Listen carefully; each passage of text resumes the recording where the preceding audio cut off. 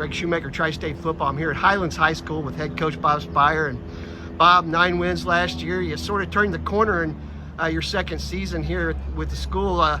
Talk about from the time you got here to now and the progress that's been made here for the Bluebirds. Well, I feel like now we're kind of into our program. Now didn't get to have an off season the first year, so we just kind of had what we had. Kids played hard. We really didn't get a chance to set the template like you would in the off season. So we had our first off season last year, and I thought that's where we really started making our gains. We started building our team. They started understanding, all kind of how we want to build our team, and we just got a lot bigger and stronger. And so we had a nice mix of some really outstanding seniors that were great leaders that just in 1 year in the off season really developed, and they've graduated, moved on. But we played a lot of young kids and rolled them in and out. We've lost a lot of starters, particularly on the defensive side. But we got some young guys that got some experience last year. But I feel like now we're a little bit more. They know how to practice the way we want to practice.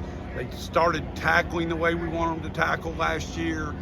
They became a more physical football team. What I like is now we can legit run the ball. All our spread teams that have been really, really good have been great running the football. And we just didn't have any size, any strength when I got here, and the ability to run the football the first year or so was just really, really tough. I think now we can run the football legitimately. Well, let's talk about your 2023 schedule, starting with Lexcath, and you got Covcath and Raceland. Even though they're Class 1A, they're going to be a tough team to play because they're going to compete for the state championship at that level. Talk about why and how did you get such a tough early on part of your schedule? Yeah, I looked at that, and I think those teams went about 30 wins and 6 losses or whatever, between the 3 of them. So we know that those guys all know how to win. They're going to all be really well coached. The thing with Lexington Catholic, it was kind of a no-brainer. At the time, Bert Bethiani was the head coach. He's a Highlands guy. He's now at Moeller, of course.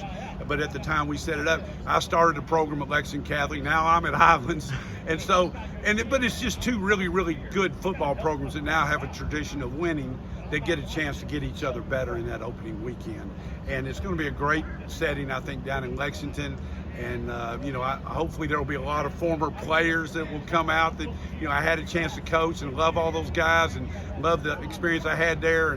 But don't let them think that's going to bait me into going soft, because we're aiming to come out firing, hopefully on all cylinders right out of the bat down there. But that'll be a great opener. And then, Covcath dropped down to 4A. We were right on the bubble. We were like the second smallest 5A team, but they moved. We're still 5A, but that still ought to be a great game, second week of the season. And then going to Raceland, that's going to be a hornet nest. They're kind of the team up in the Northeast. They got all the best players from that area that are kind of gravitating there. And I don't care what class you are, when you're used to winning and you're competing right and knock on the door for state titles, and you got the best athletes in a whole regional area, then that's going to be a tough, and I think they're going to pack the house for that game. So that ought to be a great stretch. And then come back home, and then you got folks like Campbell County, Ryle, and really good 6A teams, and we got a heck of a schedule. Yeah, I'd say so. And then, when you look at the back half, so when you play that tough of a first half of a schedule, what are you looking to get out of it toward the back end and heading into the playoffs? Well, I'm not going to let that kind of schedule bait me into getting away from developing our program.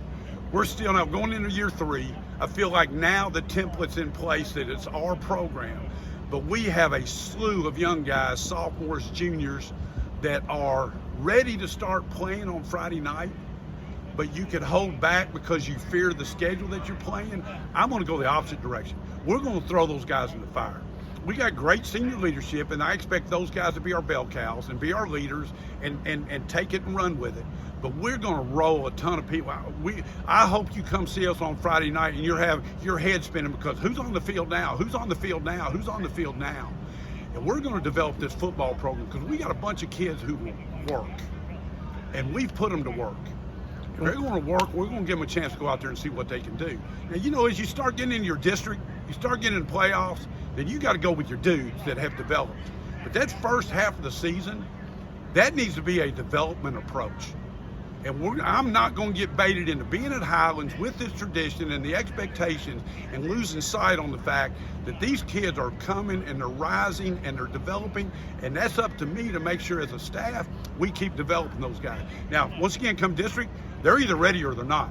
At that stage, that's my call.